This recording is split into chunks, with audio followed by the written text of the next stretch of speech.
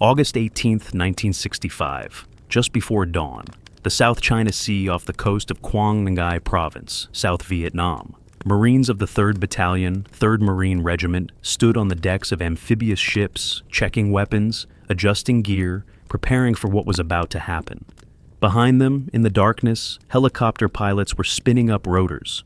Artillery crews at Chu Lai were loading shells. Navy gunners on destroyers offshore were training their guns toward the coast.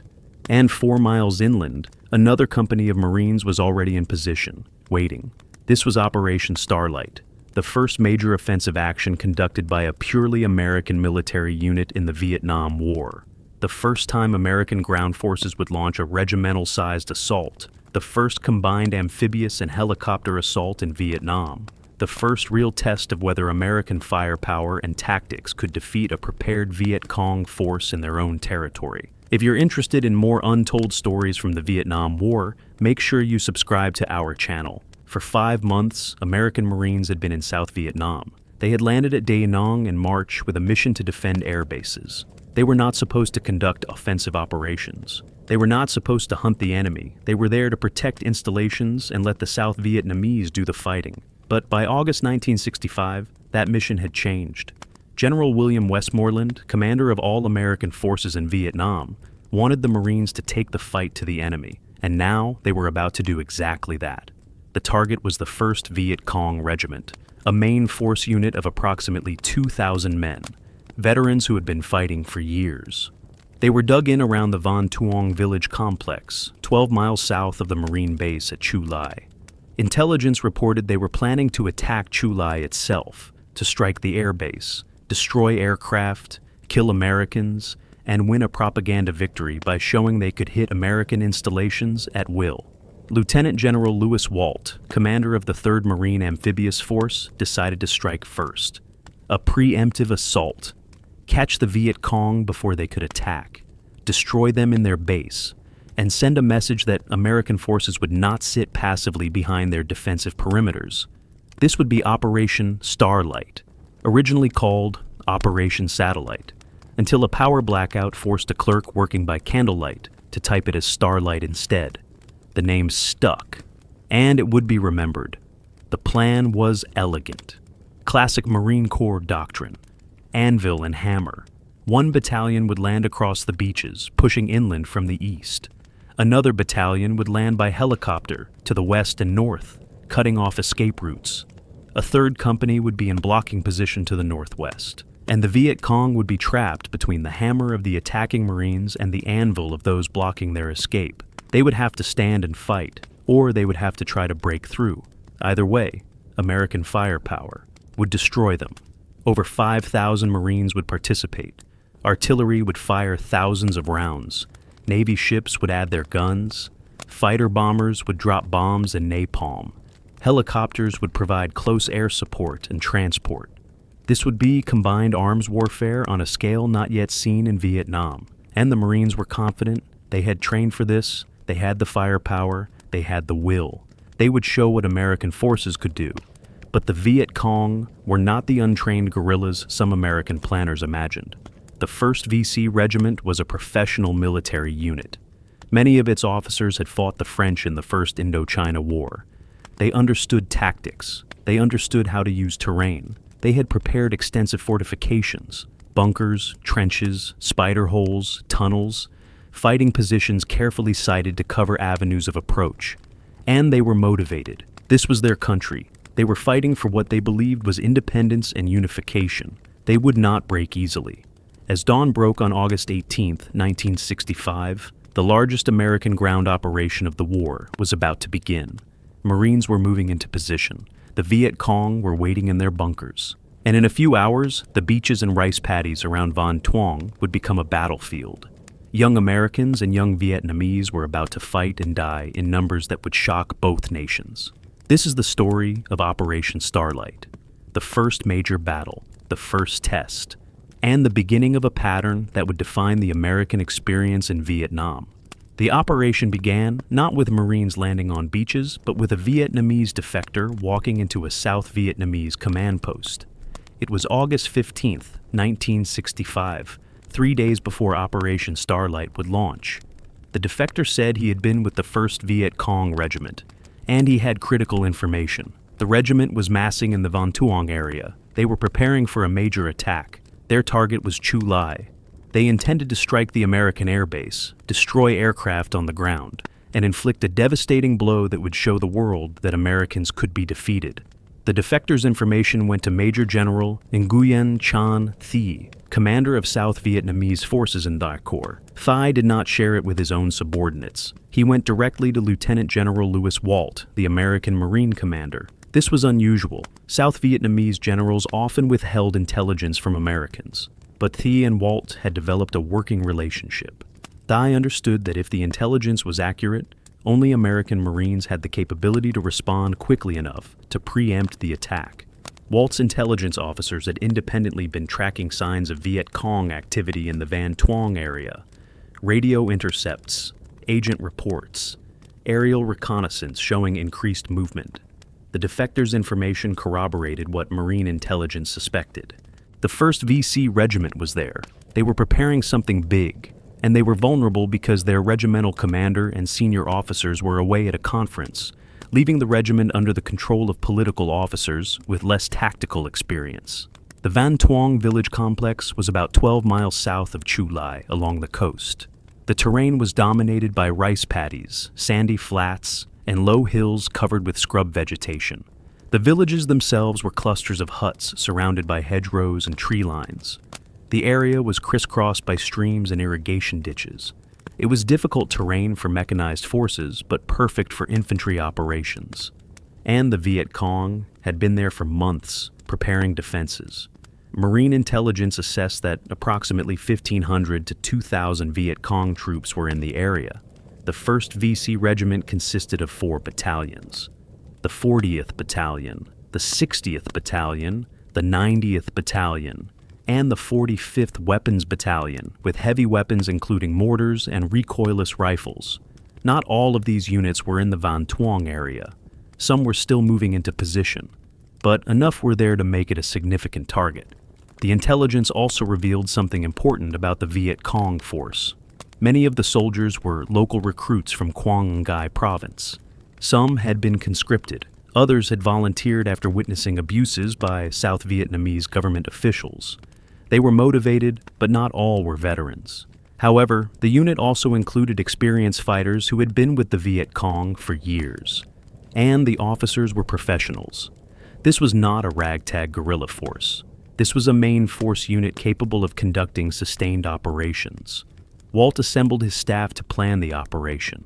Present were Colonel Edwin Simmons, the newly arrived operations officer for 3rd Marine Amphibious Force, who recommended a spoiling attack to preempt the Viet Cong strike. Colonel Oscar Petros, who would command the operation. Lieutenant Colonel Joseph Fisher, commander of 2nd Battalion, 4th Marines, and Lieutenant Colonel Joseph Muir, commander of 3rd Battalion, 3rd Marines. These 2 battalions would be the assault force. The timing was critical. To maintain surprise, the operation would have to launch soon, but Walt wanted a 3rd Battalion as a floating reserve that could be committed if needed. He requested permission to use the Special Landing Force, a Marine battalion currently embarked on ships at Subic Bay in the Philippines, 720 miles away. Admiral U.S. Grant Sharp approved immediately. Based on the transit time for those ships, planners selected August 18th as D-Day. The secrecy surrounding the operation was extraordinary. To prevent leaks, the South Vietnamese Joint General Staff was not informed until after the operation began. Only Generals T and Hoang Xuan Lam, commander of the ARVN 2nd Division, had advance knowledge, and only to keep South Vietnamese forces out of the operational area. The operation would be purely American. No South Vietnamese units would participate in the initial assault. This was significant. It marked a transition from Americans supporting South Vietnamese operations to Americans conducting their own operations with South Vietnam as a minor partner. The intelligence picture was not perfect. Marine intelligence officers knew approximately where the 1st VC Regiment was located. They knew approximately how many enemy were there, but they did not know the exact locations of all fortifications. They did not know how prepared the Viet Cong were, and they did not know whether the enemy had detected preparations for the operation and were ready to respond. Aerial reconnaissance in the days before the operation showed little activity. The Viet Cong were skilled at camouflage and concealment. Their bunkers were well hidden, their fighting positions were carefully sighted, and they maintained light discipline at night to avoid detection. To American pilots and intelligence analysts, the Van Tuong area looked quiet. But beneath the surface, hundreds of Viet Cong fighters were in position, waiting. The intelligence that launched Operation Starlite was good enough. It identified the target. It confirmed the threat. It gave planners enough information to develop a workable plan, but it was not complete. And the gaps in intelligence would become apparent once Marines hit the ground and discovered just how well prepared the enemy was. The defector who started it all had given Americans a crucial advantage, but he had not given them everything they needed to know about what they were about to face. Colonel Oscar Petros received the mission on August 16th. He had 2 days to plan and prepare for the largest American ground operation yet conducted in Vietnam. Petros was an experienced officer. He understood amphibious operations. He understood combined arms. And he understood that speed and surprise would be critical to success. The concept was straightforward: a double envelopment, one battalion landing across the beaches from the sea, another battalion landing by helicopter inland. Both would converge on the Van Tuong village complex and trap the Viet Cong between them. Additional blocking positions would cut off escape routes, and overwhelming firepower would destroy any enemy who tried to fight or flee. Lieutenant Colonel Joseph Fisher's 2nd Battalion, 4th Marines, would conduct the helicopter assault. They would land at 3 landing zones designated red, white, and blue, arranged from north to south at roughly 1-mile intervals. The landing zones were west of Van Tuong, between the village complex and the mountains. Once on the ground, Fisher's battalion would push east toward the coast, sweeping through the Viet Cong positions and driving any survivors toward the beaches. Lieutenant Colonel Joseph Muir's 3rd Battalion, 3rd Marines, would conduct the amphibious assault. They would land at Green Beach, a stretch of sand just south of An Quang Village and adjacent to the southern edge of Van Tuong. Companies I and K would land abreast, with Company L in reserve. Once ashore, they would push northwest through the village complex, linking up with Fisher's forces advancing from the west. A key element of the plan was Company M from Muir's battalion. This company would move overland from Chu Lai on August 17th, a day before the main assault, and take up a blocking position on high ground 4 miles northwest of Green Beach. This position would cut off the main Viet Cong escape route to the mountains. Any enemy trying to flee northwest would run directly into Company M's blocking position. The Special Landing Force, 3rd Battalion, 7th Marines, would remain afloat offshore as a ready reserve. If the operation went as planned, they would not be needed. But if the assault battalions ran into trouble, the reserve could be committed quickly to reinforce wherever necessary. Fire support would be massive. Marine artillery batteries at Chu Lai would fire preparatory bombardments on the landing zones before the helicopters arrived. Navy destroyers USS Galveston and USS Cabildo would add naval gunfire from offshore, pounding suspected enemy positions. Fighter-bomber aircraft would deliver bombs and napalm on the landing zones and on known or suspected enemy concentrations. The goal was to suppress the enemy before Marines hit the ground. Petros and his staff conducted aerial reconnaissance of the operational area. Flying over Van Tuong in a helicopter, they studied the terrain, the rice paddies, the village huts, the hedgerows and tree lines, the streams cutting through the landscape. They selected landing zones that appeared suitable for helicopters. They identified key terrain that would have to be seized, and they tried to anticipate where the enemy might have prepared defenses. What they could not see from the air were the bunkers, the spider holes, the fighting positions carefully camouflaged, the fields of fire carefully prepared. The Viet Cong had spent months turning the Van Tuong area into a fortified zone. They had dug trenches connecting fighting positions. They had built bunkers with overhead cover that could withstand artillery fire. They had positioned automatic weapons to cover the beaches and likely helicopter landing zones, and they had prepared tunnels that would allow them to move unseen between positions. The schedule was tight. H hour, the time of the initial assault, was set for 0630 hours on August 18th.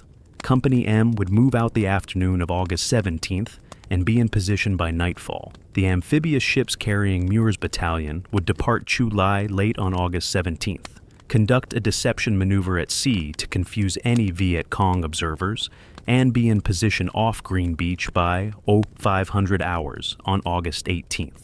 15 minutes. Before H hour, at 6:15, the preparatory bombardment would begin. Marine 150mm howitzers would fire, Navy guns would fire, fighter bombers would drop ordnance. The landing zones would be pounded for 15 minutes. Then, at 0630, the first helicopters would land at LZ Red, carrying Company G of Fisher's battalion. 7 minutes later, Company E would land at LZ White. Another 7 minutes after that, Company H would land at LZ Blue, and simultaneously, Muir's Marines would be hitting Green Beach. The plan assumed several things. It assumed the Viet Cong would not detect preparations for the operation.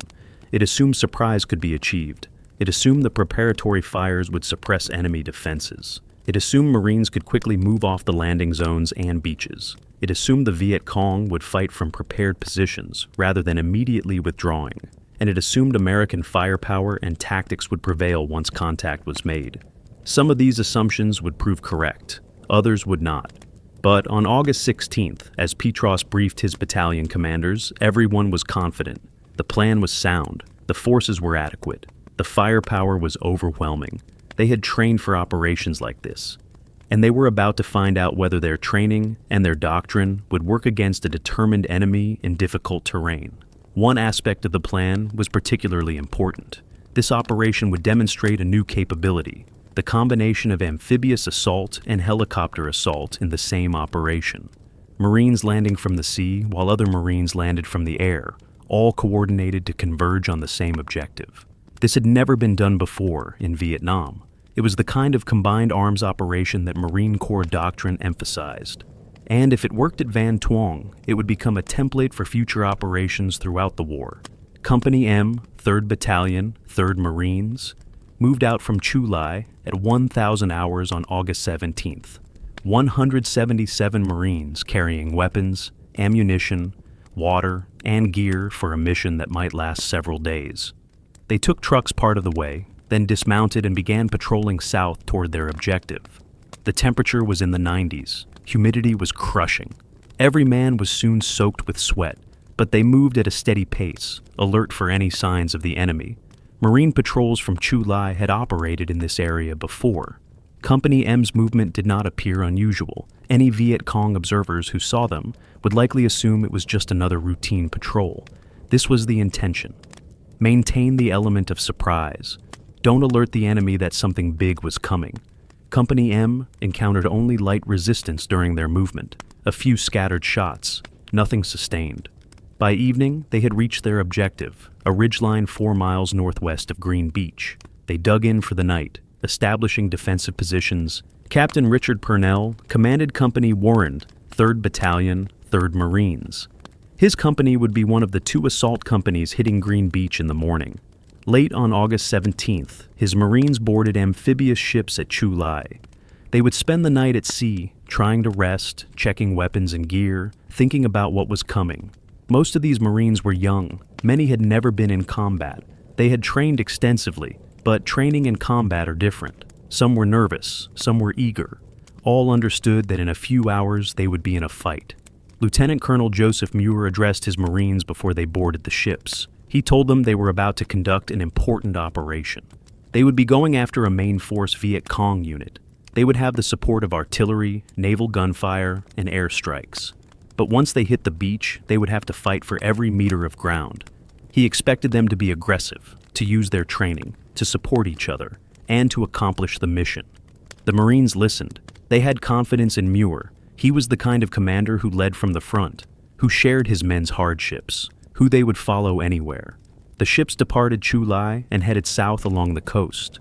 To confuse any Viet Cong observers, they first headed out to sea as if returning to Da Nang, then turned and approached the operational area from the south. By 0500 hours on August 18th, they were in position off Green Beach. Marines went to their assault stations. Landing craft were prepared, weapons were loaded, and the wait began for H hour. 4 miles to the west, at Chu Lai, Artillery crews were also preparing. 6 155mm howitzers had been pre-registered on the landing zones. Ammunition was stacked and ready. Fire direction control had prepared the fire missions. At A6:15, on schedule, they would begin the preparatory bombardment. 15 minutes of concentrated fire designed to suppress any enemy defenses in the landing zones. Helicopter crews had been briefed the evening before. Pilots from Marine medium helicopter squadrons, HMM 261 and HMM 361, flying UH-34D Seahorse helicopters. Each helicopter could carry about a dozen combat-loaded Marines. Multiple lifts would be required to get Fisher's entire battalion into their landing zones. The first wave would be the most critical. Get the assault companies on the ground, secure the landing zones, then bring in the rest of the battalion. Fighter pilots at Chu Lai and on aircraft carriers offshore had also been briefed. They had target areas marked on their maps. They had ordnance loaded on their aircraft. Bombs, napalm, rockets. They would be on station overhead before H-hour, ready to strike targets as Marines called for fire support. Close air support would be critical if Marines ran into trouble on the ground. Navy gun crews aboard USS Galveston and USS Cabildo had prepared their fire missions. 5-inch guns with range 2 reach inland from their positions offshore. They had coordinates for suspected enemy positions. They would add their weight of fire to the preparatory bombardment and be ready for fire support missions once the assault began. As dawn approached, everyone was in position. Thousands of Marines, hundreds of support personnel, ships, aircraft, helicopters, artillery, all coordinated to strike at exactly the right time. The scale of the operation was unprecedented for American forces in Vietnam. Nothing this large had been attempted, and everyone involved understood they were making history. In the Van Tuong village complex, Viet Cong soldiers were also awake. They had heard the ships offshore. They had seen the aircraft. They knew something was coming. Political officer Nguyen Dinh Trong, acting commander of the 1st VC Regiment in the absence of the regimental commander, assessed the situation. The Americans were going to attack. The question was where and when. He ordered his units to full alert. Every fighting position manned, ammunition distributed, weapons ready. The Viet Cong had prepared for this. They had fortifications. They knew the terrain, and they were ready to fight. At 6:15 hours, right on schedule, the preparatory bombardment began. Marine artillery at Chu Lai opened fire. Naval guns joined in. The landing zones erupted with explosions. For 15 minutes, high explosive shells rained down on the areas where helicopters would land. The noise was tremendous. The ground shook. Trees were shattered. Vegetation was blown away. And Viet Cong soldiers in bunkers and spider holes huddled down and endured it. Fighter bombers screamed in low, releasing bombs and napalm canisters. Fireballs erupted across the landing zones. The heat was intense even hundreds of meters away. Napalm stuck to everything it touched and burned at over 2,000 degrees. Any Viet Cong caught in the open would be killed or horribly burned, but most were undercover in their bunkers, waiting for the bombardment to lift. At 06:30, H-hour arrived. The first wave of helicopters approached LZ Red, carrying Company G, 2nd Battalion, 4th Marines. The helicopters flared and landed. Marines jumped out and spread into defensive positions. They met light resistance. A few shots. Nothing sustained.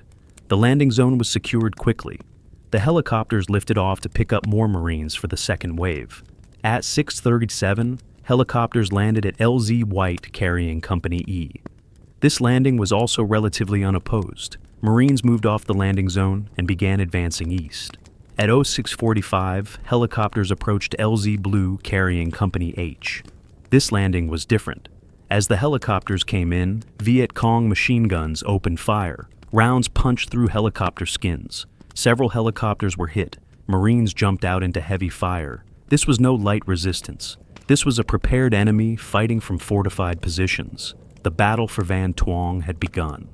And at Green Beach, at precisely 6:30, Marines of 3rd Battalion, 3rd Marines, came ashore in landing craft.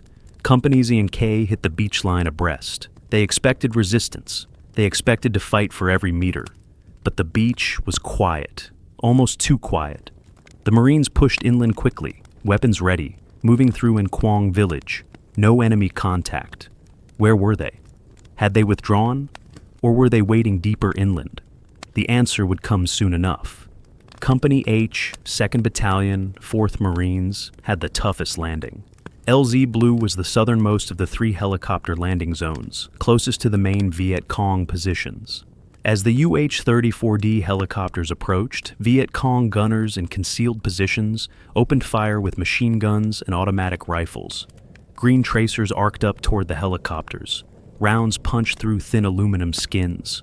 One helicopter took multiple hits and veered away, barely making it back to Chu Lai with wounded Marines aboard. The Marines who made it onto LZ Blue hit the ground running. They spread out and returned fire. Company H's commander quickly organized his troops and began moving east off the landing zone. But the terrain was difficult. Rice paddies with water and mud. Hedgerows that blocked visibility. Tree lines where enemy could be hiding. And almost immediately, they ran into prepared Viet Cong positions.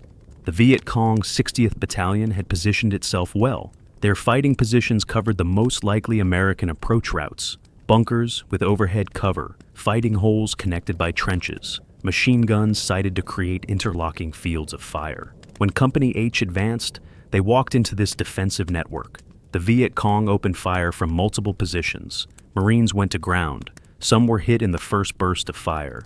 Others dove for cover behind rice paddy dikes. Captain Homer Jenkins, commanding Company H, called for fire support. Artillery rounds began impacting on suspected enemy positions. Close air support was requested. Within minutes, Marine fighter bombers rolled in, strafing and bombing. But the Viet Cong were dug in. The bunkers protected them from all but direct hits, and they kept firing. Company H began the slow, brutal work of reducing enemy positions. Fire and maneuver. One squad providing covering fire while another squad advanced. Grenades thrown into bunkers. Rifle fire into spider holes. It was close quarters combat at ranges of 20 or 30 meters. The heat was oppressive, the noise was constant, and casualties were mounting. Company LCpl 3rd Battalion, 3rd Marines, had landed on Green Beach and moved inland without contact. Captain Richard Purnell pushed his company northwest through An Quang village and toward the main Van Tuong complex. The lack of resistance was puzzling. Where was the enemy? Intelligence had said a full Viet Cong regiment was here. But so far, Company I had encountered nothing. Then, as they approached Van Tuong, all hell broke loose. The Viet Cong had let them advance into a kill zone. Now, from prepared positions in the village, from bunkers hidden in hedgerows, from spider holes and rice paddy dikes, the enemy opened fire. Automatic weapons, mortars, recoilless rifles. Company. I was caught in the open. Marines dropped flat. Some were hit before they could find cover. This was the Viet Cong tactical plan. Let the Americans land. Let them advance into the village complex. Then hit them from prepared positions at close range where American artillery and air support would be less effective because the forces were too close together. It was a sound plan. And it was working. Purnell's Marines began fighting back. M14 rifles, M60 machine guns, M79 grenade launchers. The volume of fire was tremendous, but the Viet Cong positions were hard to see. Camouflaged bunkers, spider holes with just enough opening for a rifle muzzle. The enemy would fire from one position, then disappear underground, pop up somewhere else, and fire again. It was like fighting ghosts. Company K, also from 3rd Battalion 3rd Marines, was advancing parallel to Company Y. They too ran into heavy resistance. Viet Cong forces were everywhere. The village complex was a fortress. Every hut could hide a fighting position. Every hedgerow could conceal a trench, and the Viet Cong knew every meter of this ground. They could move through tunnels. They could relocate between positions without exposing themselves. The Marines were fighting on the enemy's terms in the enemy's prepared battlefield. Company G and Company E from 2nd Battalion 4th Marines had landed at their zones with less difficulty than Company H. They began advancing east toward the link-up point with the amphibious landing force. But they too soon encountered resistance. The entire Van Tuong area was defended. There were no easy axes of advance. Wherever the Marines moved, they found Viet Cong prepared to fight. The battle was not developing as planned. The assault companies were engaged in heavy fighting sooner than expected. The Viet Cong were not withdrawing. They were standing and fighting from prepared positions. And Marine casualties were mounting faster than anticipated. Within the first hour of combat, several Marines were dead and dozens wounded. Medevac helicopters were called forward to evacuate the wounded. But landing helicopters near the fighting zones meant exposing them to enemy fire. Colonel Petros, commanding the operation from offshore, received reports from his battalion commanders. The situation was serious, but not critical. All units were engaged. None were in danger of being overrun. But the fighting was intense and casualties were significant. Petros made the decision to commit his reserve. 3rd Battalion, 7th Marines, the Special Landing Force, would be brought ashore to reinforce the assault. By mid-morning, Operation Starlite had become a major battle. Over 5,000 American Marines were engaged with a Viet Cong force of 1,500 to 2,000. The Marines had overwhelming firepower advantages, artillery support, naval gunfire, close air support, but the Viet Cong had prepared the battlefield. They knew every position, they could move through tunnels, and they were fighting with the desperation of men who knew capture or death awaited them if they lost. The rice paddies and villages around Van Tuong became a battlefield of small unit actions. Squad against squad, platoon against platoon, Marines advancing under fire, Viet Cong falling back from one position to another, bunkers destroyed one by one, spider holes cleared with grenades and rifle fire. It was brutal infantry combat at close range and difficult terrain. This was not the war American planners had envisioned. This was bloody, personal, exhausting, and deadly.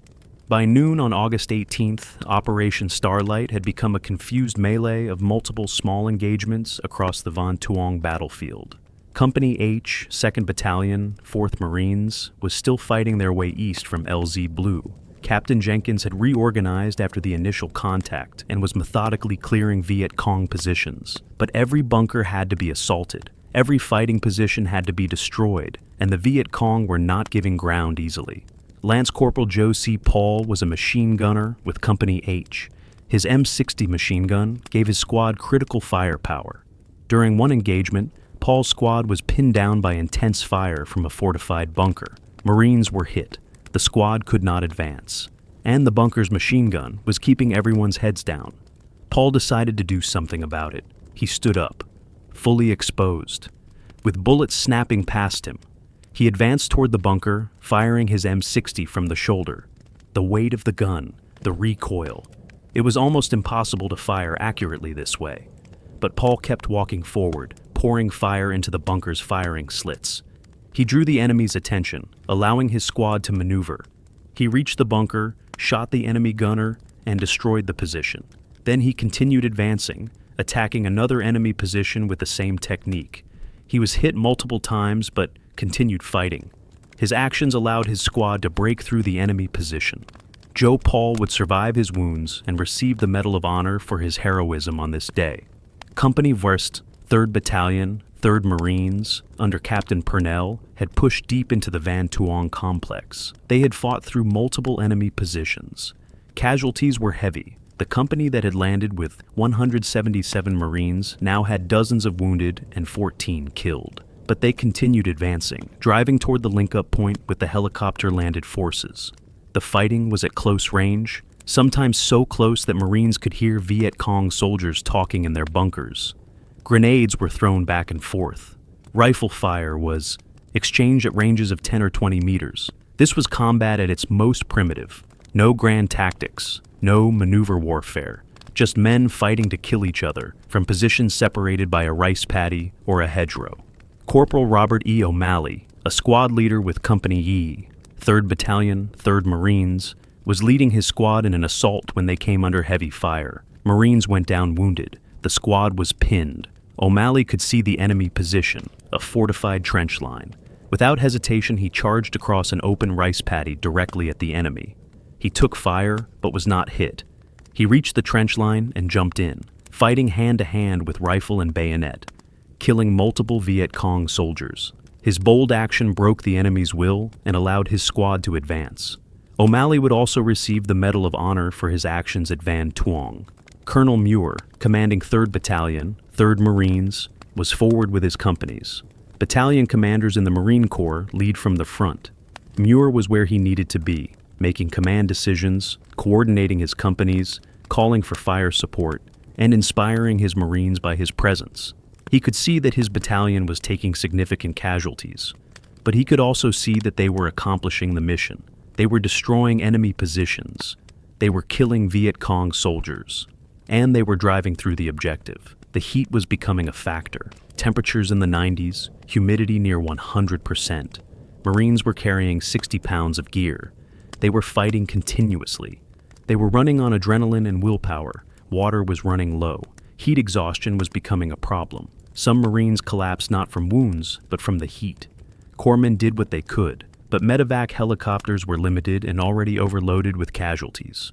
By mid-afternoon, the various Marine companies were beginning to link up. Company H from 2nd Battalion 4th Marines finally broke through the enemy positions near LZ Blue and linked up with Company Y from 3rd Battalion 3rd Marines. The two companies had been fighting toward each other all day.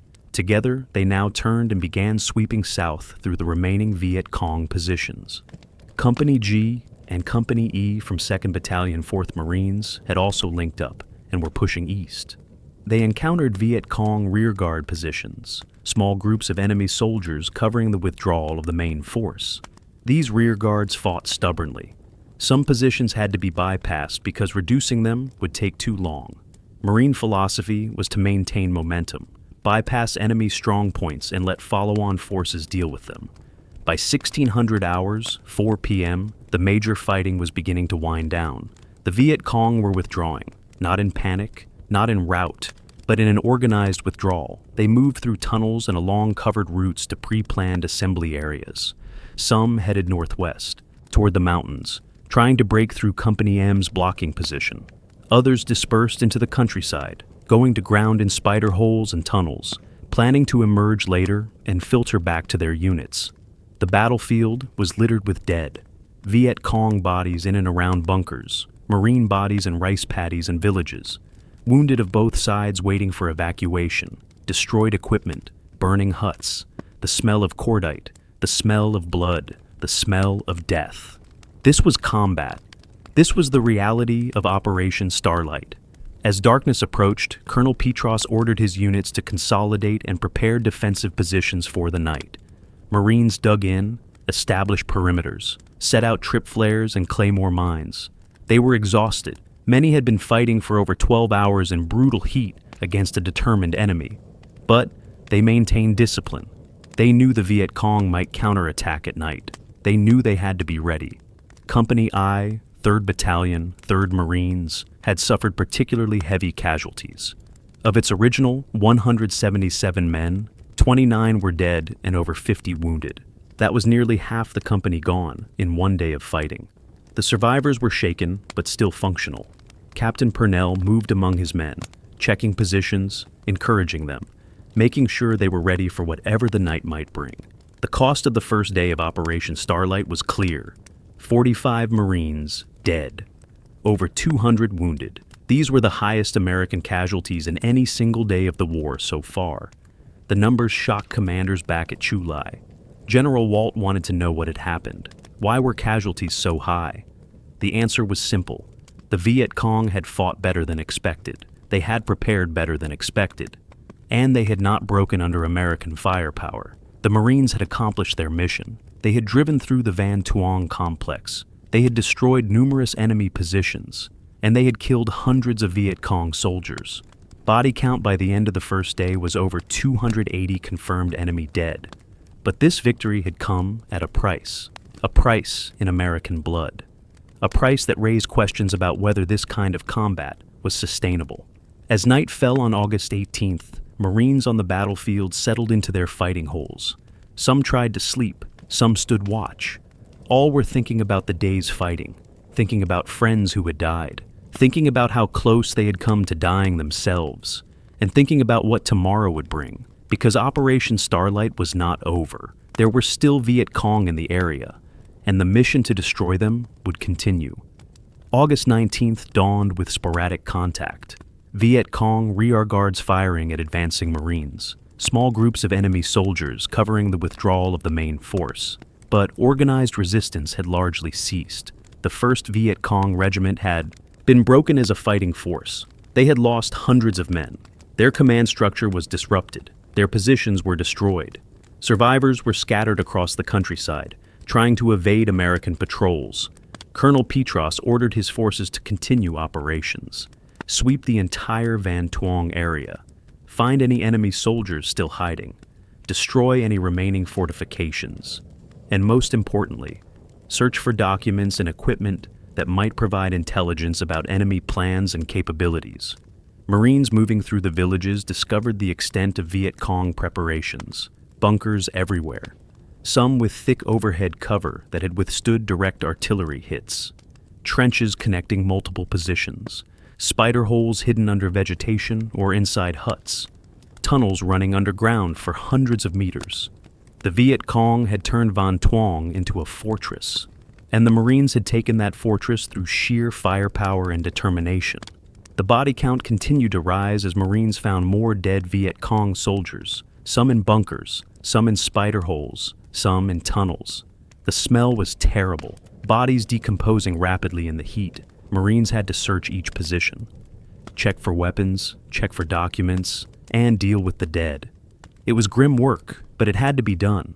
Medevac helicopters continued running throughout the day, evacuating the wounded to medical facilities at Chu Lai and Da Nang. The seriously wounded would be stabilized and then flown to hospitals in Saigon or even Japan. The less seriously wounded would be treated at Chu Lai and returned to their units when recovered. But many of the wounded from the first day of fighting would never return to combat. Their war was over. General Walt made the decision to continue Operation Starlite for several more days. He believed correctly that many Viet Cong soldiers were still in the area, hiding underground. If the Marines pulled out now, those soldiers would emerge and the Viet Cong would rebuild their presence in Van Tuong. So the operation would continue. More battalions would be brought in, and the area would be systematically searched until Walt was satisfied no significant enemy force remained. 3rd Battalion, 7th Marines, which had been brought ashore as a reserve on the first day, now took over the lead in continuing operations. Fresh troops who had not been exhausted by the first day's fighting. They began village-by-village searches, systematic, methodical, every hut checked, every possible hiding place investigated. It was slow work, but it was necessary. ARVN forces were also brought in, elements of the South Vietnamese 2nd Division. They would participate in the search operations and help secure the area once the Marines withdrew. This was important for the political optics. The operation had been entirely American. Now South Vietnamese forces would be seen participating. It maintained the fiction that South Vietnam was fighting its own war, with American support, rather than the reality that Americans were fighting the war with minimal South Vietnamese involvement. The Marines discovered that many Viet Cong soldiers had hidden family members in the villages, women and children who had been living alongside the fighters. Some of these civilians had been killed or wounded in the fighting. The Marines provided what medical care they could, but the presence of civilians in the battle area complicated the aftermath. Were these civilian sympathizers forced to stay by the Viet Cong? It was impossible to know, and it raised moral questions that would plague the American experience in Vietnam. Interrogation of the few Viet Cong prisoners taken revealed information about the regiment's organization and plans. The prisoners confirmed that the regimental commander had been away at a conference when the operation began. They confirmed that political officer Nguyen Din Trong had been in tactical command, and they confirmed that the plan had been to attack Chu Lai. The American preemptive strike had prevented that attack, but at significant cost. Colonel Joseph Muir, commander of 3rd Battalion, 3rd Marines, was killed on September 11, 1965, less than a month after Operation Starlite. He stepped on a mine during another operation. His death was a blow to the battalion. He had led them through Starlite. He had been awarded the Navy Cross for his actions during the operation, and he was respected by every Marine who served under him. His son, Joseph E. Muir II, was a cadet at West Point. He attended his father's funeral and stated that he was very proud of his father and wanted to go fight in Vietnam. The loss of leaders like Muir would be a recurring pattern in Vietnam. The best officers leading from the front and paying the price. By August 24th, Operation Starlite officially ended. The final body count stood at 614 confirmed Viet Cong dead, 9 prisoners taken, 42 suspects detained, 109 weapons captured. The American cost was 45 Marines killed and 203 wounded. By the metrics that General Westmoreland would use to measure progress in Vietnam, this was a significant victory. The casualty exchange ratio was over 13-1. The Viet Cong regiment had been decimated. But there were other ways to measure the operation. The Marines had suffered their highest casualties of the war in a single operation. The intensity of the fighting had shocked everyone involved. The Viet Cong had demonstrated that they would stand and fight from prepared positions even against overwhelming American firepower. And perhaps most significantly, the enemy had demonstrated tactical competence that many American planners had not credited them with. The terrain at Van Tuong was also instructive. Rice paddies, villages, hedgerows, tunnels. This was the terrain American forces would be fighting in for years to come. And it was terrain that favored the defender. The Viet Cong could prepare positions. They could use the terrain to negate American advantages in firepower and mobility, and they could inflict casualties on advancing Americans even while ultimately losing the battlefield. Operation Starlite set patterns that would define the American experience in Vietnam. Large-scale operations to find and destroy enemy forces. High enemy body counts claimed. American forces winning battles while losing men. And questions about whether tactical victories translated into strategic progress. All of these patterns appeared at Van Tuong in August 1965, and they would continue for the next 8 years.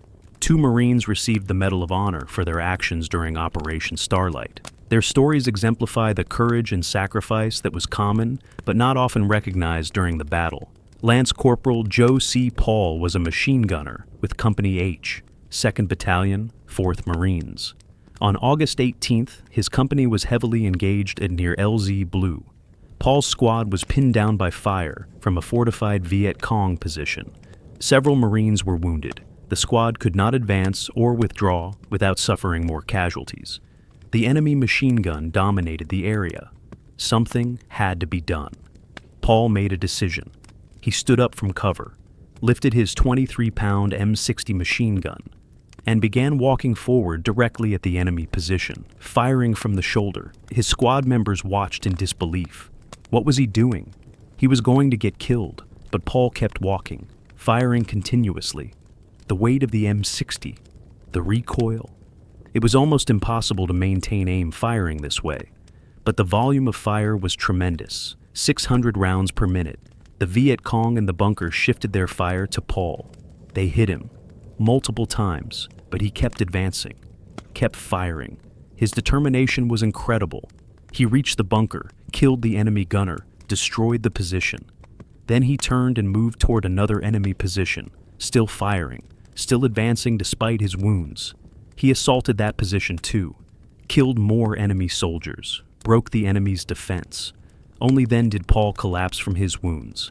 Corpsmen rushed forward. They got him stabilized and evacuated. He survived, and when he recovered, he was awarded the Medal of Honor. His citation noted his conspicuous gallantry and intrepidity, his disregard for personal safety, his heroic actions that saved his squad and allowed his company to continue the assault. Joe Paul embodied the Marine Corps values: courage, commitment, selflessness. Corporal Robert E. O'Malley was a squad leader with Company Y, 3rd Battalion, 3rd Marines. On August 18th, his squad was attacking through the Van Tuong complex when they came under heavy fire. Marines went down. The squad was pinned in the open. O'Malley could see the enemy position, a trench line with multiple Viet Cong soldiers firing from prepared positions. His Marines could not advance, could not withdraw. They were caught in a kill zone. O'Malley decided to break the stalemate. He stood up, shouted for his squad to follow, and charged across an open rice paddy directly toward the enemy trench. He ran through a hail of fire. How he was not hit is a mystery. Perhaps the Viet Cong were shocked by his audacity. Perhaps they simply missed. But O'Malley reached the trench, jumped in, and began fighting hand-to-hand, with rifle and bayonet, with grenades, with his bare hands when necessary. O'Malley was a warrior. In the trench, at close quarters, he was lethal. He killed 8 Viet Cong soldiers, one after another, fighting with a ferocity that broke the enemy's will. The other Viet Cong in the trench fled. O'Malley's squad advanced and secured the position. O'Malley's citation for the Medal of Honor reads like something from a movie. Conspicuous gallantry and intrepidity at the risk of his life above and beyond the call of duty, with complete disregard for his personal safety. Those are the formal words, but what they describe is a young Marine who saw his squad in danger and decided that he would rather die charging the enemy than watch his Marines be killed while pinned down. That is courage. That is the Marine Corps ethos. That is what the Medal of Honor recognizes. Lieutenant Colonel Joseph Muir commanded 3rd Battalion, 3rd Marines during Operation Starlite. He was the kind of officer Marines would follow anywhere. He led from the front. He shared his men's hardships. And he made tactical decisions that saved lives while accomplishing the mission. During the fighting at Van Tuong, Muir repeatedly exposed himself to enemy fire to observe the situation and direct his companies. He coordinated supporting fires, he repositioned units as needed, and he provided the leadership that held his battalion together during the most intense fighting. Muir was awarded the Navy Cross for his actions during Operation Starlite. The citation noted his bold leadership and tactical skill, his ability to maintain control of a complex battle, and his courage under fire. Less than a month later, on September 11, 1965, Muir was killed when he stepped on a landmine during another operation. He was 41 years old. He left behind a wife and 5 children. His son, Joseph E. Muir II, was a cadet at West Point. The younger Muir attended his father's funeral in his cadet uniform and stated he was very proud of his father and wanted to serve in Vietnam. The loss of leaders like Joseph Muir was a pattern that would repeat throughout the war. The best officers leading from the front and paying the ultimate price. Captain Richard Purnell commanded Company Wenshul, 3rd Battalion, 3rd Marines. His company bore the brunt of some of the heaviest fighting. Of 177 Marines who landed at Green Beach, 29 were killed and over 50 wounded by the end of the first day. Nearly half his company gone, but Purnell held his unit together. He led them through the objective. He coordinated their actions with other units, and he accomplished the mission despite the casualties. He received the Silver Star for conspicuous gallantry and intrepidity in action. These decorated heroes represent hundreds of Marines who fought with equal courage but received less recognition. Squad leaders who led their men through enemy fire. Machine gunners who provided covering fire while exposed to enemy weapons. Riflemen who assaulted bunker after bunker. Corpsmen who ran through fire to treat wounded Marines. Radio operators who maintained communication under the most difficult conditions. Every Marine who fought at Van Tuong has a story. Most of those stories were never formally recognized, but they are no less significant. The Viet Cong who fought at Van Tuong also showed courage. They stood and fought against overwhelming odds. They manned their positions under artillery fire and airstrikes. They fired at helicopters and attacked advancing Marines. Many of them died at their posts. Their names are not remembered. Their decorations were not publicized. But they fought for what they believed was a just cause with the same determination as the Marines they opposed. War does not discriminate in courage. Both sides at Van Tuong demonstrated it. The Marines who assaulted prepared positions. The Viet Cong who defended them. Young men on both sides doing what they believed was right. Fighting with courage, dying with honor. This is the human dimension of Operation Starlite that body counts and casualty ratios cannot capture. Operation Starlite demonstrated American firepower on a scale the Viet Cong had not previously experienced. The amount of ordnance expended during the operation was staggering. Understanding the firepower employed helps explain both why the Americans won the tactical battle and why that victory did not translate into strategic success. Marine artillery at Chu Lai fired over 3,000 rounds during the operation. A 155mm howitzers. Each shell weighed over 95 pounds.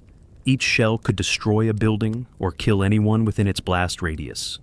3,000 of these shells landed on the Van Tuong area over 7 days.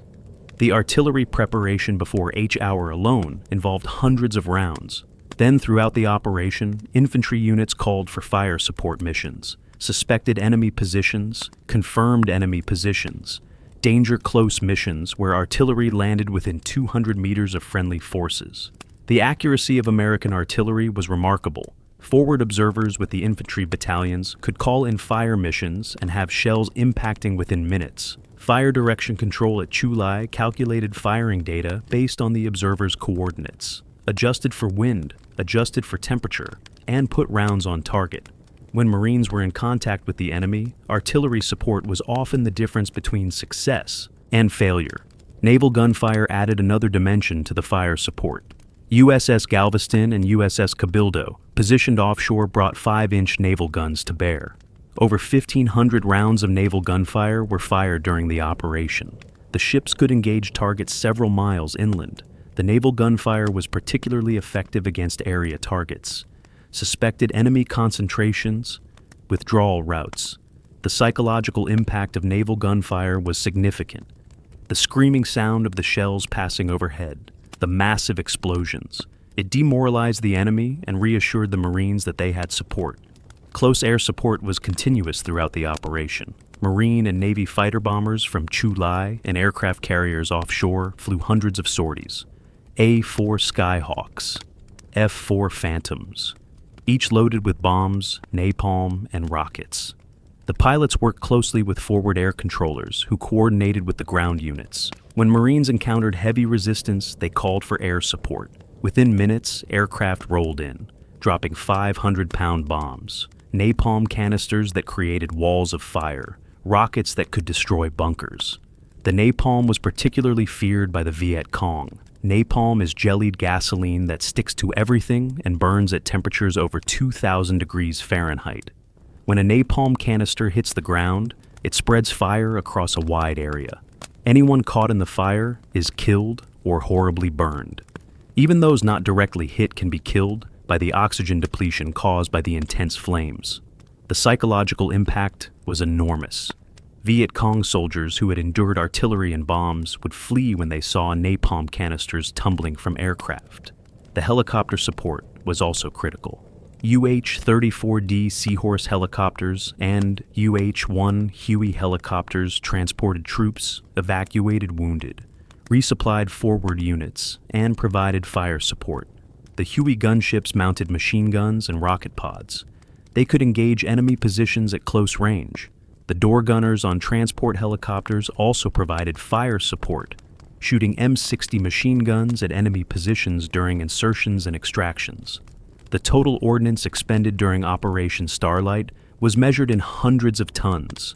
Artillery shells, naval shells, bombs, napalm, rockets, bullets, grenades. This was industrial warfare applied to a small battlefield. The firepower density was incredible, and it achieved the tactical objective. The Viet Cong were destroyed as an effective fighting force. Hundreds killed, their positions destroyed, their regiment broken. But firepower alone did not win the battle. The Marines still had to advance under fire. They still had to assault bunkers. They still had to clear fighting positions one by one. Firepower supported the infantry. It suppressed the enemy. It destroyed positions. But it did not eliminate the need for infantry to close with and destroy the enemy. This lesson would be forgotten and relearned repeatedly throughout the Vietnam War. The cost of all this firepower was also significant. Artillery ammunition cost money. Each shell, each bomb, each gallon of aviation fuel, each helicopter hour. The direct costs of Operation Starlite ran into the millions of dollars. And this was just one operation. If similar operations were conducted throughout South Vietnam, the costs would be enormous. Could America sustain this level of expenditure? The answer in 1965 seemed to be yes. The American economy was strong. The political will existed. But over time, the cumulative costs would become unsustainable. The environmental impact was also significant, though not discussed at the time. Thousands of high explosive shells cratering the landscape, napalm burning vegetation, villages destroyed, rice paddies contaminated. The Van Tuong area after Operation Starlite looked like a moonscape. Craters everywhere, destroyed buildings, scorched earth. The local population's homes and fields were devastated. This created refugees, people displaced from their land. and refugees often became Viet Cong sympathizers because they blamed the destruction on the Americans and the Saigon government. Firepower was supposed to minimize American casualties while maximizing enemy casualties. This worked to some extent. The casualty exchange ratio was favorable to the Americans. But 45 Marines still died. Over 200 were wounded. Firepower had not prevented casualties. It had not eliminated risk. And it had not changed the fundamental reality that infantry combat in difficult terrain against a determined enemy was bloody and dangerous. The Viet Cong response to American firepower was to adapt. They dug deeper bunkers. They used tunnels to move between positions. They dispersed their forces to avoid presenting mass targets. They attacked at night when American air support was less effective. They fought at close range where American artillery risked hitting their own troops. The Viet Cong learned from Operation Starlite, and they would apply those lessons in future battles. Operation Starlite thus demonstrated both the power and the limits of American firepower. It could destroy enemy formations. It could support infantry operations. But it could not win the war alone. Ground forces still had to fight, casualties still occurred, and the enemy adapted and continued fighting. This pattern would define the American experience in Vietnam for the next decade. Understanding Operation Starlite requires examining it from the Viet Cong perspective. Why did they fight as they did? What were they trying to accomplish? And what did they learn from the battle? The 1st Viet Cong Regiment was preparing to attack Chu Lai when Operation Starlite preempted them. The attack on Chu Lai was intended to be a major propaganda victory, strike an American air base, destroy aircraft, kill Americans, show the world that the Viet Cong could hit American installations despite American military superiority. Such an attack would have had enormous psychological and political impact. The regimental commander and senior officers were away at a conference when the Americans attacked. This was significant. Leadership matters in combat. The political officer who assumed command, Nguyen Dinh Trong, was competent but not a professional military officer. He had to make rapid decisions about how to respond to an unexpected attack. His decision was to fight from prepared positions rather than immediately withdraw. This decision was tactically sound but strategically costly. The Viet Cong defensive positions at Van Tuong were extensive. They had been prepared over months, bunkers built with logs and earth that could withstand anything except direct artillery hits, trenches connecting fighting positions, spider holes for individual fighters, tunnels running underground between positions and out of the area. These fortifications represented enormous labor. The Viet Cong had invested heavily in making Van Tuong defensible. The Viet Cong tactical plan was to let the Americans advance into prepared killing zones and then hit them at close range. This would negate American advantages in artillery and air support because the forces would be too close together. It would force the Americans to fight at ranges where Vietnamese marksmanship and local knowledge were advantages, and it would inflict maximum casualties on the attackers. This plan worked to some extent. American casualties were higher than expected. Companies I and H suffered particularly heavy losses. The close-range fighting was brutal, but the Viet Cong had underestimated American firepower and determination. They had not anticipated the volume of supporting fires. They had not expected the Marines to continue assaulting positions despite casualties. And they had not prepared adequate withdrawal routes. Individual Viet Cong soldiers fought with courage and determination. Many stayed at their posts, firing until killed. Some continued fighting even when wounded. They used their knowledge of the terrain to move between positions and to evade American troops. When positions became untenable, they withdrew through tunnels or by crawling through rice paddies and using vegetation for cover. But the Viet Cong also made mistakes. Their communications were disrupted early in the battle. This made coordination between units difficult. Some units fought in isolation, not knowing what was happening elsewhere. The absence of the regimental commander meant there was no unified tactical control. Units fought well locally, but there was no coherent operational plan. The casualties the Viet Cong suffered were catastrophic. Over 600 confirmed dead. Probably more who were wounded and died later, or whose bodies were never recovered. For a regiment of 2,000 men, this was a devastating loss. The 60th Battalion and 40th Battalion were particularly hard hit. These units ceased to exist as effective fighting forces. Survivors filtered back to base areas in the mountains. but it would take months to rebuild the regiment. From the Viet Cong perspective, Operation Starlite was a defeat, but not a disaster. Yes, they suffered heavy casualties. Yes, they lost the battlefield. But they had fought. They had inflicted casualties on the Americans. They had demonstrated they could stand and fight against American forces. And they had learned valuable lessons about how to counter American tactics. The lessons they learned included avoiding prepared positions where American firepower could be concentrated, fighting at night when American air support was less effective, attacking and then withdrawing quickly before American reinforcements arrived, using the population as cover to avoid being targeted, and accepting that large unit operations against American forces would always result in heavy casualties. The Viet Cong propaganda machine claimed victory at Operation Starlite. They announced they had inflicted 900 American casualties. They said they had destroyed 22 tanks and armored personnel carriers. They said they had shot down 13 helicopters. None of these claims were true. But propaganda did not need to be true to be effective. The message to Viet Cong supporters was that they had fought Americans and hurt them, that American forces were not invincible, that resistance was possible. The political impact of Operation Starlite on the Viet Cong was mixed. The heavy casualties were demoralizing. Units that had been strong were now decimated. Families in Quang Ngai province lost sons and husbands. The destruction of the Van Tuong village complex displaced civilians who had been Viet Cong supporters. But the fact that they had fought at all was significant. They had not fled before the American assault. They had stood their ground, and that had propaganda value.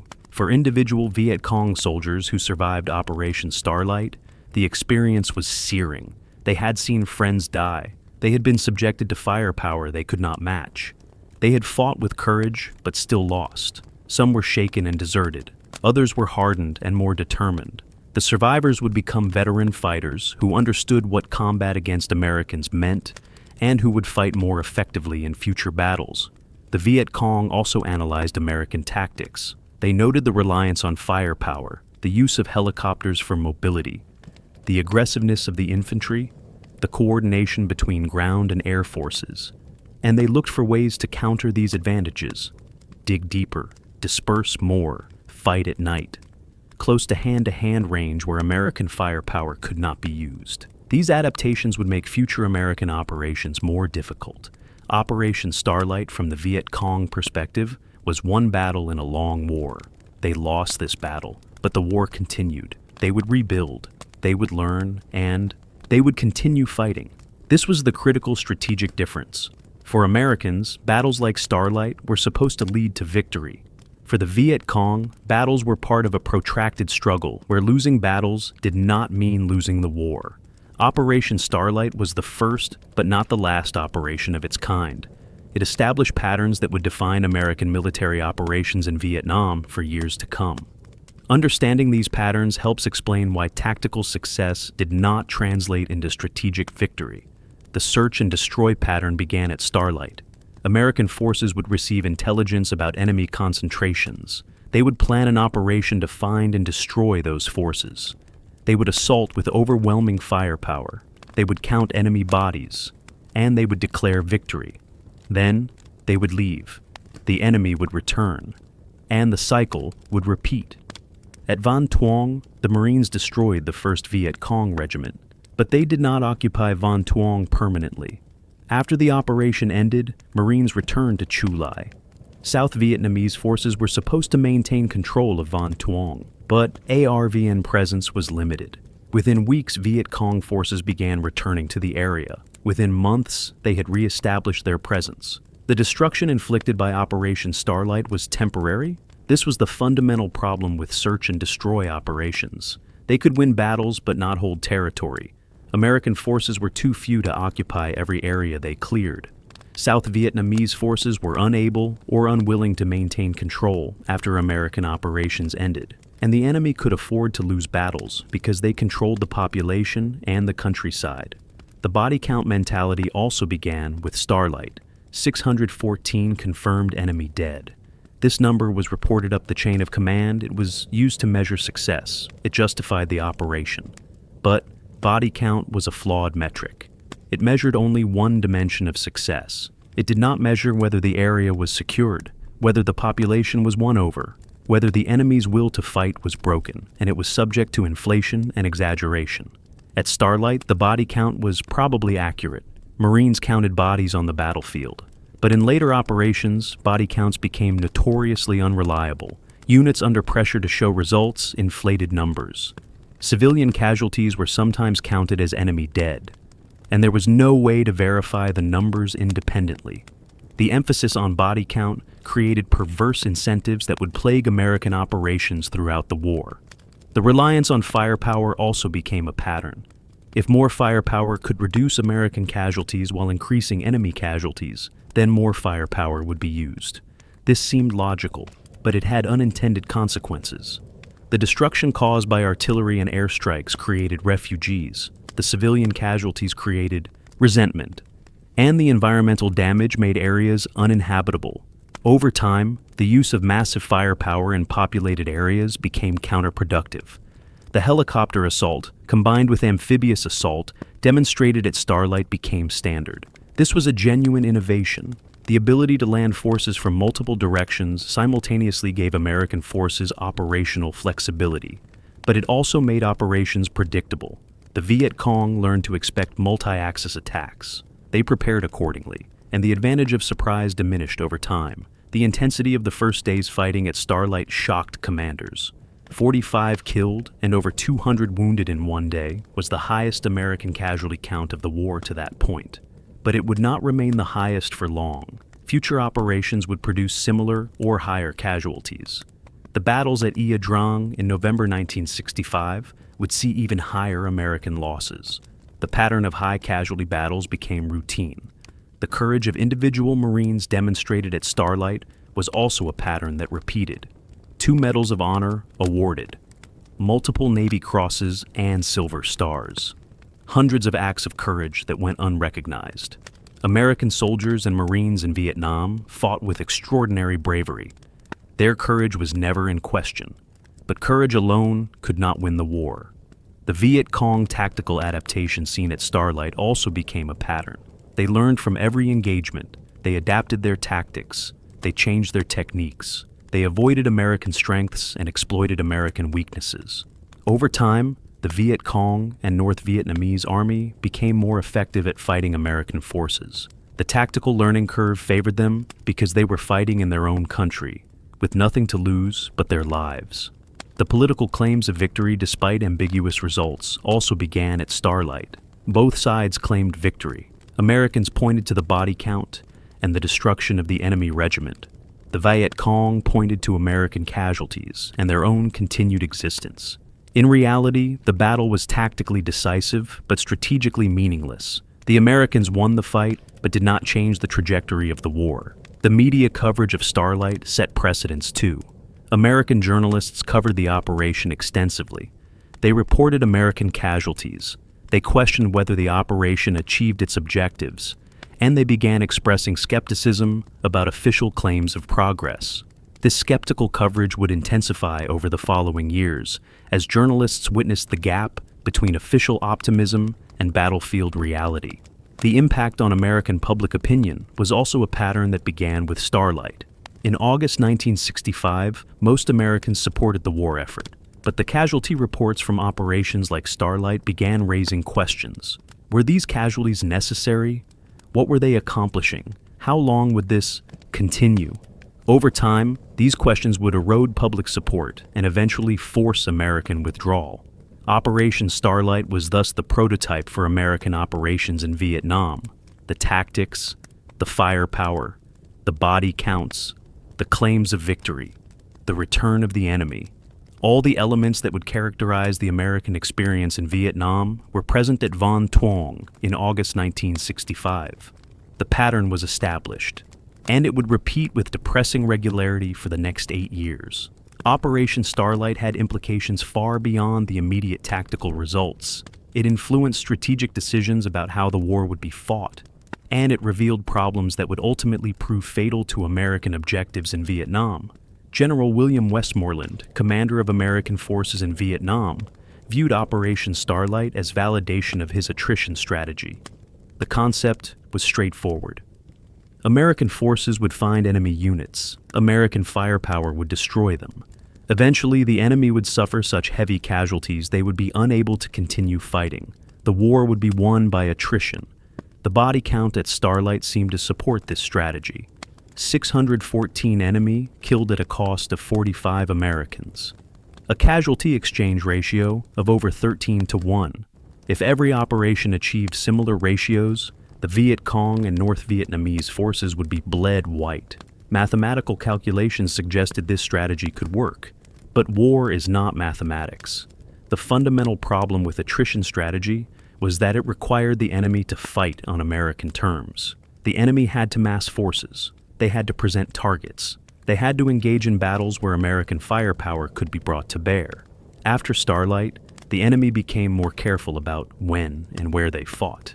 They avoided large-scale engagements when possible. They broke into smaller units that could evade American operations, and they concentrated their forces only when they had clear advantages. The North Vietnamese leadership also made a strategic calculation. They could accept higher casualty rates than Americans. Their society was more willing to endure losses in pursuit of national goals. American society was less willing to accept casualties in a limited war far from home. If North Vietnam could maintain pressure and inflict steady American casualties, eventually American public opinion would force withdrawal. Operation Starlite showed them this strategy might work. The American casualties were not catastrophic, but they were significant. And they were reported prominently in American media. Westmoreland's response to this challenge was to request more troops. If attrition was the strategy, more American forces meant more operations. More operations meant more opportunities to engage the enemy. More engagements meant higher enemy casualties. This logic led to steady escalation of American ground forces in Vietnam, from 5,000 Marines in March 1965 to over 500,000 American troops by 1968. But more troops also meant more casualties. Each additional American soldier was a potential casualty, and the enemy adapted by avoiding large-scale battles while maintaining pressure through small unit actions, booby traps, and ambushes.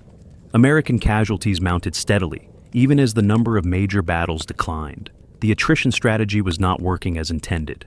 Operation Starlite also revealed the problem of Vietnamization before anyone called it Vietnamization. South Vietnamese forces played almost no role in the operation. A few ARVN units participated in the final search operations, but the planning, execution, and fighting were done by Americans. This set a pattern. American forces would do the heavy fighting. South Vietnamese forces would play supporting roles at best. This created dependency. South Vietnamese forces had no incentive to improve if Americans would do the fighting for them. South Vietnamese commanders had no incentive to take risks if American firepower would solve their problems. And South Vietnamese soldiers had no incentive to fight hard when they could let Americans take the casualties. The dependency created by American takeover of the war would prove impossible to break. The political implications were equally significant. After Starlite, the American role in Vietnam was clearly that of a combatant power fighting its own war. The fiction of supporting South Vietnam against aggression was no longer sustainable. America was not supporting South Vietnam. America was fighting in South Vietnam. This had constitutional implications that were never properly addressed. Congress had not declared war, yet American forces were conducting major combat operations. The Gulf of Tonkin resolution authorized the president to take necessary measures, but it was not a declaration of war. The legal ambiguity would haunt the American effort throughout the conflict. Domestically, Operation Starlite marked the beginning of real American combat in Vietnam. Before Starlite, American casualties had been limited, advisors killed, small unit actions. But Starlite was different. 45 Marines killed in one operation. This was a major battle, and it was just the beginning. As casualties mounted in subsequent operations, American public support would begin to erode. The anti-war movement was still small in August 1965. Most Americans supported the war effort, but the casualties reported from Starlite gave ammunition to critics. Was this war necessary? Were these casualties justified? What were the objectives? How would we know when we had won? These questions would become more insistent as casualties continued. For the Marine Corps, Operation Starlite validated their approach to Vietnam. Marines had argued for a different strategy than Westmoreland preferred. The Marines favored pacification, securing areas, working with the population, building up local security forces, then gradually expanding the secure areas. This was the inkblot strategy. Start small. Expand gradually. Focus on winning the population, not killing the enemy. But Westmoreland's strategy prevailed. Large-scale operations. Search and destroy. Attrition. The Marines conducted operations like Starlite because those were the orders. But many Marine leaders believed this was the wrong approach. They believed pacification would work better. The debate between these approaches would continue throughout the war. But Westmoreland had the authority, and his strategy was implemented. Operation Starlite also had implications for American military doctrine. The combination of helicopter assault and amphibious assault was innovative. The coordination of ground and air forces was excellent. The integration of supporting fires was superb. From a tactical standpoint, American forces performed well. But tactical excellence did not translate into strategic success. This gap between tactical capability and strategic achievement would characterize the American effort in Vietnam. Perhaps most importantly, Operation Starlite established unrealistic expectations. The body count suggested success. The destroyed enemy regiment suggested progress. But within months, the enemy had rebuilt. The area was not secured, and another operation would be needed. The cycle of operations producing temporary results became normalized. And the idea that victory was around the corner if just one more operation could be conducted became embedded in American military thinking. More than 50 years have passed since Operation Starlite. The battlefield at Van Tuong is quiet now. The villages have been rebuilt. The rice paddies are cultivated again. Few physical traces remain of the fighting that occurred there in August 1965. But the memory of Operation Starlite remains important for understanding the Vietnam War and American military history. For the Marines who fought at Van Tuong, Operation Starlite was a defining experience. Many were young men experiencing combat for the first time. Some were killed in their first battle. Others survived and went on to fight in many more operations. But few who were there ever forgot Van Tuong. The intensity of the fighting, the heat, the casualties, the confusion, the fear, and the determination to accomplish the mission despite everything. Veterans of Operation Starlite have held reunions over the years. They gather to remember those who died, to honor those who showed courage, and to share experiences with the only people who truly understand what they went through. These reunions are bittersweet. Joy at seeing old comrades, sadness at remembering the fallen, and recognition that they are getting older and fewer with each passing year. The two Medal of Honor recipients, Joe Paul and Robert O'Malley, represent all who fought at Starlite. Their heroism was extraordinary, but the courage shown by hundreds of other Marines was equally real.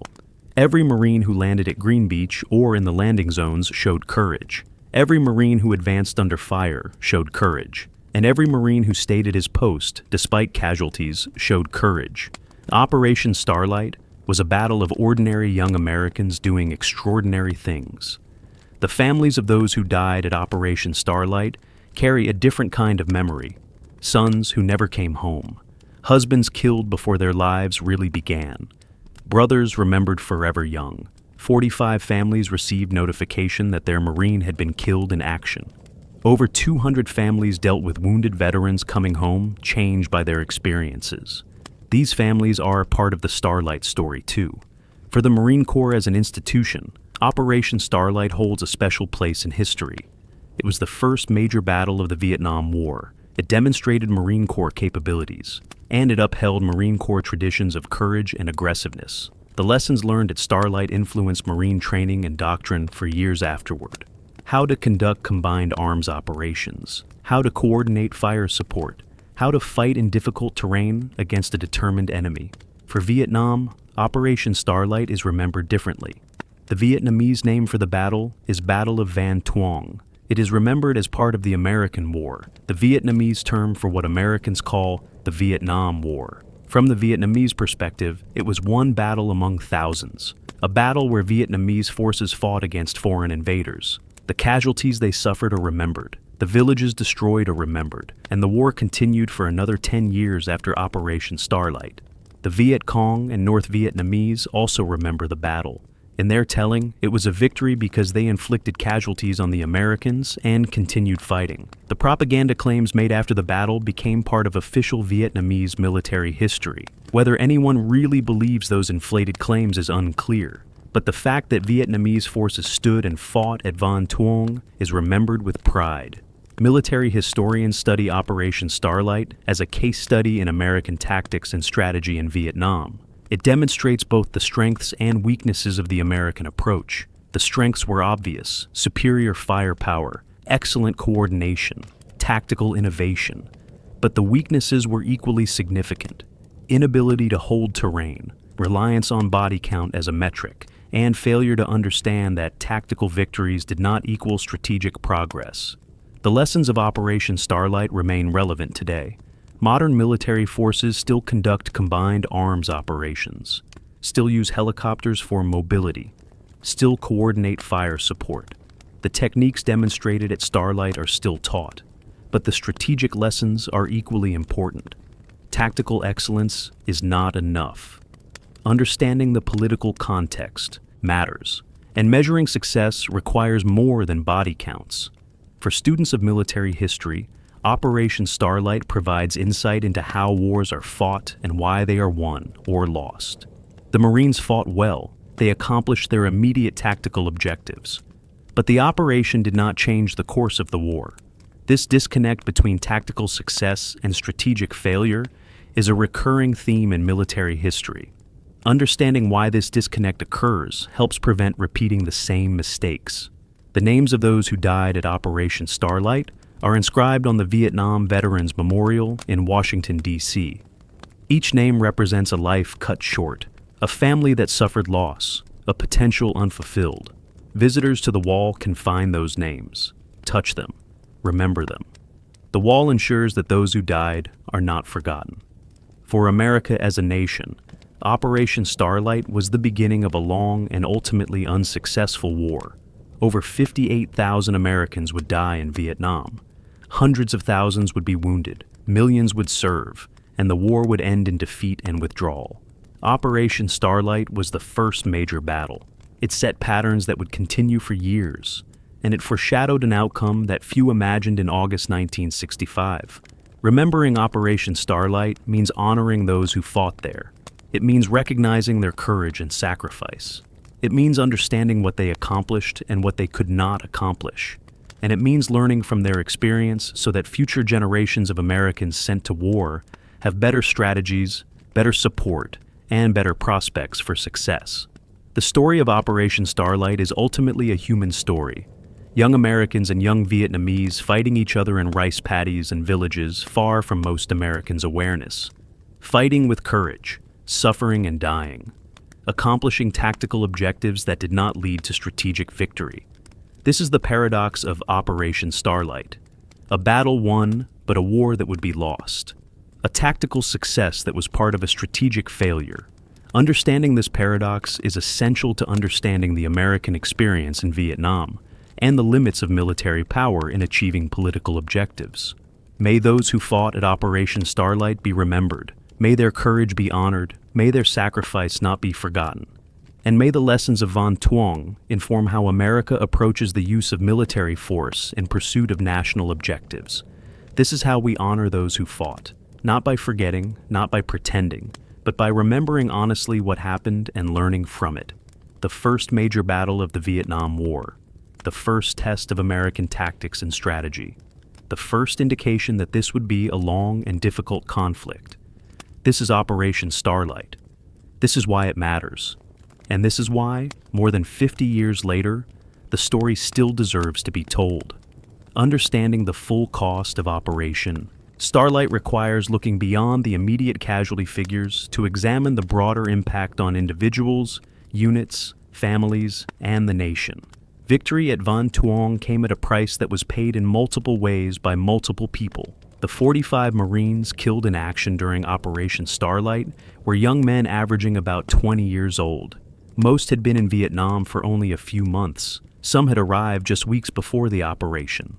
They came from all parts of America, small towns and big cities, every state and territory. They were diverse in background, but united in their service to the Marine Corps.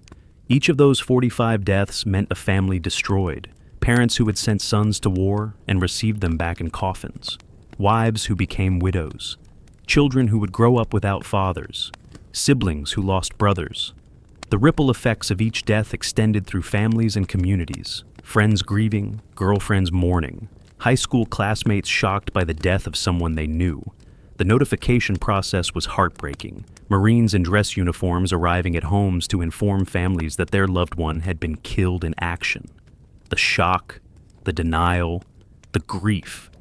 These notifications happened at homes across America in the days following Operation Starlite, and they would continue happening for years as more operations produced more casualties.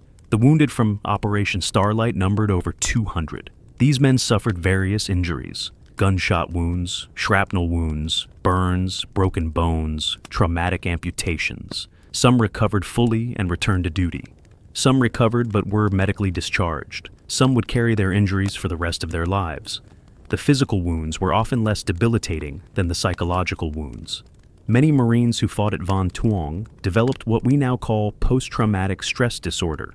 In 1965, it was not well understood or diagnosed, but the symptoms were real: nightmares, hypervigilance, difficulty relating to people who had not experienced combat, survivor guilt, depression, anxiety.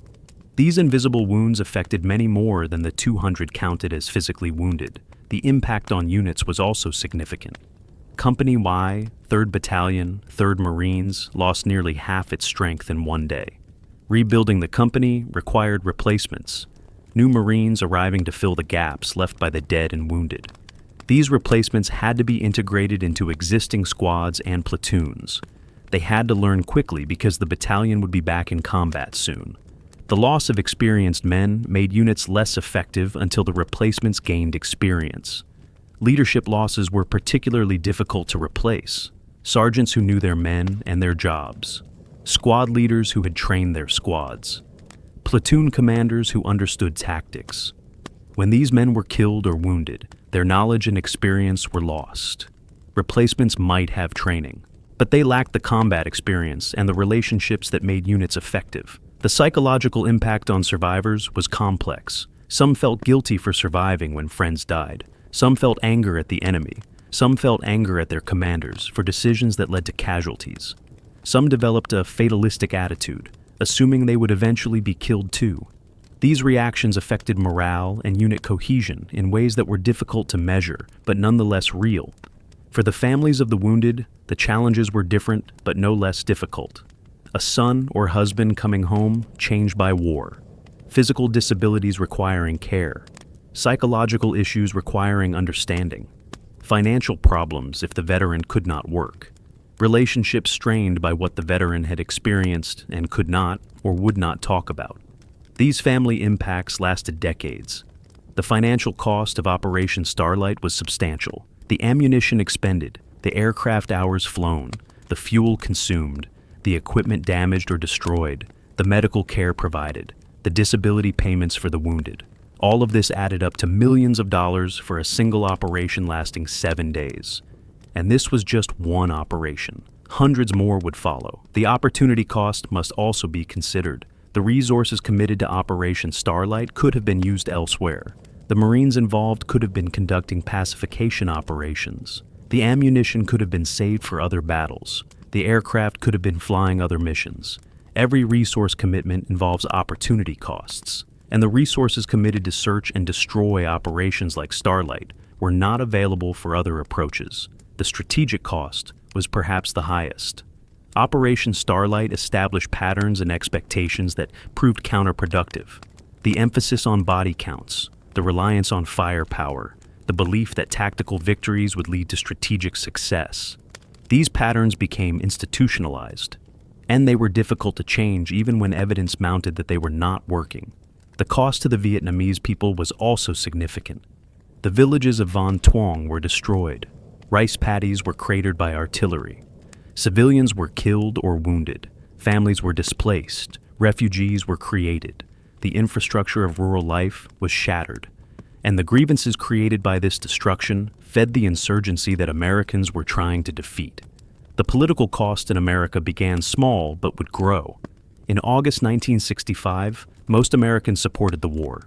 But Operation Starlite introduced them to the reality of combat in Vietnam. The casualty reports, the dramatic footage of combat, the interviews with Marines talking about the fighting. This brought the war into American living rooms. And over time, exposure to the costs of war would erode support. For the Viet Cong and North Vietnamese, the cost was measured in hundreds of dead and wounded. Families in Quang Ngai province received word that sons and husbands had died fighting at Van Tuong. The grief was no less real for being Vietnamese. The 1st Viet Cong Regiment was shattered and would take months to rebuild. But the North Vietnamese leadership considered these costs acceptable. They were fighting for national goals worth any price. The moral cost is harder to quantify, but equally real. Young men on both sides were put in situations where they had to kill or be killed. They did things in combat that would haunt them for the rest of their lives. The line between justified combat actions and atrocities is sometimes blurry. Most men at Operation Starlite behaved honorably, but the nature of close-quarters combat in villages meant civilians sometimes died. And the burden of those deaths fell on the men who were there. Understanding the full cost of Operation Starlite means recognizing that victory in war is never clean or simple. Even when tactical objectives are accomplished and the enemy is defeated, costs are incurred that last long after the battle ends. The men who died stayed dead. The men who were wounded stayed wounded. The families who grieved kept grieving. And the patterns established continued influencing how the war was fought. When evaluating whether Operation Starlite was worth the cost, the answer depends on what you measure. By the metrics used in 1965, it was successful. Enemy killed outnumbered Americans killed. The tactical objective was achieved. The regiment was destroyed. But by broader measures, the cost seems less justified. The enemy rebuilt. The area was not secured, and the operation did not change the trajectory of the war. This is the paradox of Operation Starlite and so many operations in Vietnam. Tactical success at significant cost that did not produce strategic progress. Understanding this paradox is essential to understanding the American experience in Vietnam, and it is essential to learning the lessons that might prevent similar situations in the future. The cost of victory at Operation Starlite was paid by specific individuals. 45 Marines who died. Over 200 who were wounded. Hundreds of Viet Cong who were killed, civilians who lost their homes and livelihoods, families who lost loved ones. These were not abstract numbers. They were real people whose lives were changed or ended by 7 days of fighting at Van Tuong in August 1965. Operation Starlite demonstrated several tactical innovations that would influence American military operations in Vietnam and beyond. Understanding these innovations helps appreciate the professional competence of American forces even when strategic objectives proved elusive. The coordinated amphibious and helicopter assault was unprecedented. Never before had American forces conducted a simultaneous landing from the sea and landing from the air in the same operation. The Marines called this vertical envelopment combined with surface assault. It required precise timing, detailed planning, and excellent communication between naval forces, aviation units, and ground commanders. The planning for the amphibious phase involved ship movements, landing craft preparation, naval gunfire support coordination, and timing of the beach landing to coincide with the helicopter insertions. The ships had to be in position at the right time. The landing craft had to launch on schedule. The naval guns had to provide preparatory fires without hitting friendly helicopters. Every element had to work together. The helicopter assault required even more coordination. Multiple helicopter squadrons, different landing zones, staggered insertion times, artillery preparatory fires that had to cease before helicopters arrived, close air support strikes that had to avoid hitting helicopters, and all of this while the enemy was actively resisting. The aviation logistics alone were impressive. Fuel, maintenance, air crews, all coordinated to support the operation.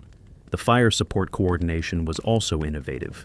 Marine artillery at Chu Lai, naval gunfire from ships offshore, close air support from fighters overhead. All three types of fires had to be coordinated to avoid hitting friendly forces while suppressing enemy positions. Forward observers on the ground worked with fire direction centers to call in missions. Forward air controllers coordinated air strikes. Naval gunfire spotters directed ships' guns. The complexity was enormous. The technique of danger close fire missions was refined at Operation Starlite.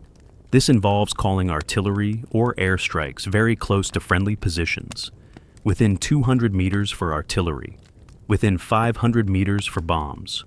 The risk of friendly fire casualties is significant, but when infantry is in heavy contact, danger close fires can be the difference between success and failure. The techniques for calling and adjusting danger, close fires developed at operations like Starlite became standard procedure. The use of helicopter gunships for close air support was another innovation. UH-1 Huey helicopters armed with machine guns and rocket pods could engage targets at low altitude. They could respond more quickly than fixed-wing aircraft. They could operate in weather that grounded jets, and they could see targets more easily from their low, slow flight profile. The Huey gunship became iconic in Vietnam, and its effectiveness was demonstrated at Operation Starlite. The reconnaissance by fire technique was used extensively. When Marines encountered areas where enemy might be hiding but could not be seen, they would fire into the area. If enemy returned fire, their positions were revealed. If no return fire came, Marines could move through safely. This technique wasted ammunition but saved lives, and in Vietnam, ammunition was plentiful while Marine lives were precious. The tunnel rat operations that developed later in the war had their origins in experiences like Operation Starlite. Marines at Van Tuong discovered extensive tunnel systems. Some tunnels were explored, some were blown up, some were bypassed. The realization that the enemy was fighting from underground positions led to the development of specialized tunnel clearing techniques and equipment. The use of aerial reconnaissance and photography before the operation was more systematic than in previous operations. Photo interpreters studied images of the Van Tuong area looking for signs of enemy presence, trails, bunkers, vehicle tracks, anything that might indicate where enemy forces were located. The intelligence gathered from these photos influenced the operation planning, and the techniques developed for aerial reconnaissance became standard. The medical evacuation procedures used at Operation Starlite set standards for the rest of the war.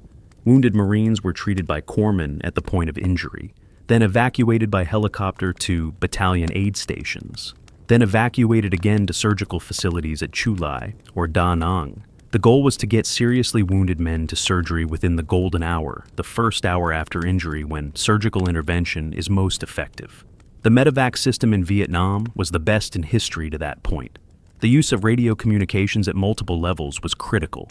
Every squad had a radio. Every platoon commander could communicate with his company commander.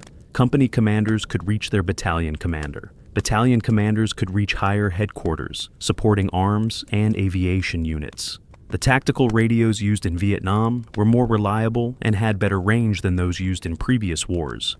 And the proficiency in radio communications developed through operations like Starlite was exceptional. The integration of different units from different organizations was also noteworthy. Marines from multiple battalions, Navy corpsmen, Air Force forward air controllers, Navy pilots from carrier-based squadrons, Marine pilots from land-based squadrons, all working together. The interoperability required extensive training and clear procedures, but once established, it made American forces far more capable than forces that could not integrate across service boundaries.